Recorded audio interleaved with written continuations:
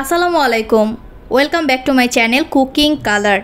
আজকে একটা ডালগোনা কফির রেসিপি দেখাবো। খুবই সহজে ঘরে থাকা জিনিসগুলো দিয়েই বাহিরের রেস্টুরেন্টের মতো আপনি ডালগোনা কফি বানাতে পারবেন।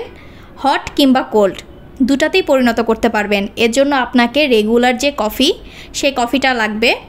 এখানে আমি 1 টেবিল চামচ কফির সাথে 3 টেবিল চামচ চিনি যোগ করব, কিংবা আপনার অনুপাতটা যদি 1 চা চামচ কফি হয় ঠিক 3 চা চামচ চিনি নিতে হবে। সাথে 3 টেবিল চামচ হালকা কুসুম গরম পানি আমি অ্যাড করব। ভালো করে ভিডিওটা লক্ষ্য করলেই অনুপাতটা আপনারা বুঝতে পারবেন। হ্যান্ড বিটার কিংবা ইলেকট্রিক যে কোনো বিটার দিয়েই এটাকে খুব ভালো করে বিট করে নিতে হবে। আপনারা চাইলে কফির মেশিনেও এটা বিটার করে নিতে পারেন। বিট করাটা একদম হাই স্পিডে দিয়েই আপনাকে বিট করতে হবে। কিছুক্ষণ বিট করার পরে এগুলোকে একত্র করে নিতে হবে, আর চিনিটা না গলে যাওয়া পর্যন্ত বিট করতেই থাকতে হবে। আপনি চাইলে থামিয়ে থামিয়ে বিট করতে পারেন।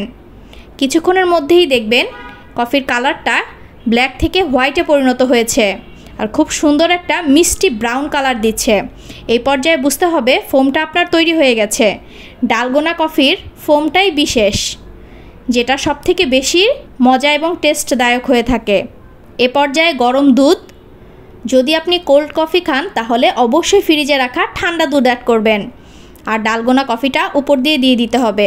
ফোমটা আপনার পছন্দ অনুযায়ী দিতে পারেন, যে যতটুকু খেতে চায় সেই অনুযায়ী আপনি দিতে পারেন, কিংবা নির্দিষ্ট মাপ অনুযায়ী 3 চা চামচ ডালগোনা অ্যাড করতে পারেন।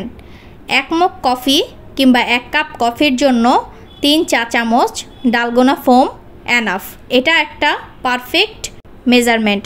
তো স্কিনে দেখেই বুঝতে পারছেন কফিটা কতটা পারফেক্ট ছিল। এই পর্যায়ে দুধের সাথে কিন্তু কোনো চিনি অ্যাড করতে হবে না। কফির সাথে যে চিনি অ্যাড করে ডালগোনা তৈরি করা হয়েছে সেই মিষ্টিটাই কিন্তু যথেষ্ট পরিমাণের মিষ্টি।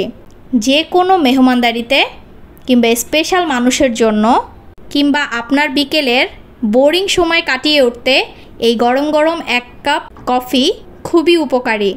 এতক্ষণ থেকে ভিডিওটা দেখার জন্য সবাইকে অনেক অনেক ধন্যবাদ। আজ এ পর্যন্তই। আল্লাহ হাফেজ।